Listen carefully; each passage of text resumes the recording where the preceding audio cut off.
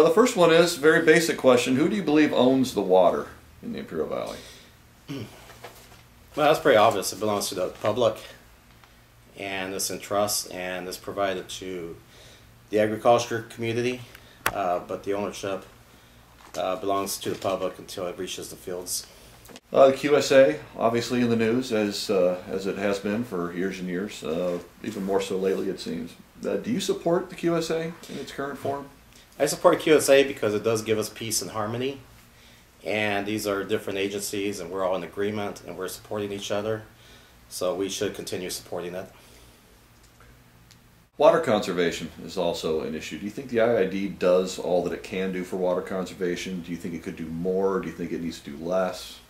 I believe we need to emphasize conservation even more because every year is becoming more critical. More attention is being paid to how we use our water. And so it's important that we're socially responsible and that outside the valley that they have a good opinion of us. There was some discussion, especially a couple of years ago, and you hear it still from time to time, about water and energy being separated off at the IID, but possibly even selling off energy interests in the Coachella Valley. How do you feel about water and energy being separated, and do you think the IID should sell off any of its energy interests? No, I think we should retain everything we have now. I think there's a great amount of potential.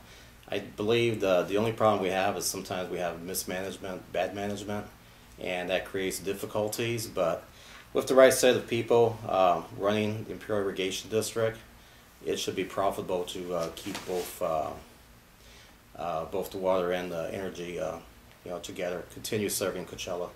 Renewable energy, the green energy. What would you do to actively encourage renewable energy firms to develop projects here in the valley?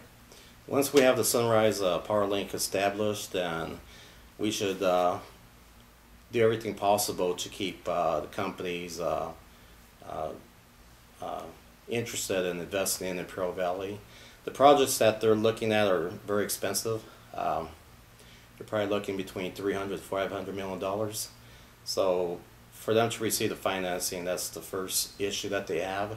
And once they do have the green light from financiers to build a green energy plant, then we should do everything we possibly can, because there's going to be quite a few job opportunities that pay between $50,000 to $100,000 a year. So of course we want to support the community by doing everything we can to help out the companies involved with green energy. What do you think about the job that Brian Brady has done as GM? It depends on what group you belong to. There's some groups, especially management, who have benefited tremendously from Brian Brady. They've seen their wages increase 30–50%. They're allowed to take a few more trips, in my opinion.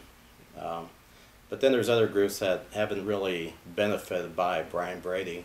I know, for example, he can be very abusive towards certain groups. The meter readers, for example, he's demanding that they work 10 hours a day, 6 days, sometimes 6 days a week. He's not allowing them to schedule vacations, sick leave, and for that group, unfortunately, they're feeling the brunt of his some of his decision making, which has been very harmful to their operation. So it depends on what side of the coin you are. For some individuals he's been great, for other individuals he hasn't. I don't think he's really a good fit for the Imperial Valley. Myself, I would not support renewing his contract, and he doesn't seem to show the interest that this valley requires, and so I think we need to consider finding someone else. Last question. Running against, this is your first run, I mean, for office. That'd be correct. Why should people vote for you? Why should you be the person that they make the new director? I'm different with respects. I'm not part of the status quo. I'm the new generation. We're more open-minded.